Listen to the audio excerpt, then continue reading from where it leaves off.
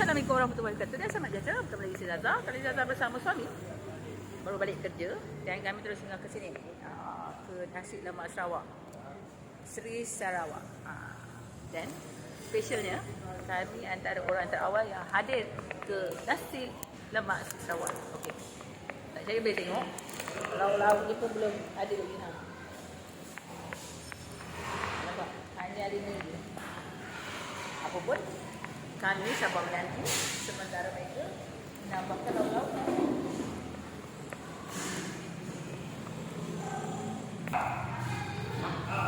Jadi kami order air dahulu.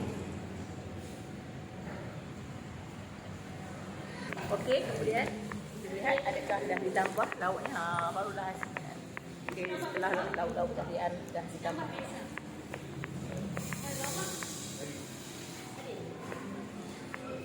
Lauk-lauk sudah ditambah dari letakkan. Itulah kami nak dulu makan. Nanti kita jumpa sebentar lagi.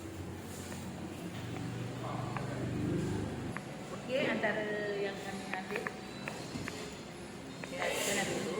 Dan letak ni, okeylah. Kita nak basuh tangan dahulu dan kita bersama-sama yang dah basuh tangan.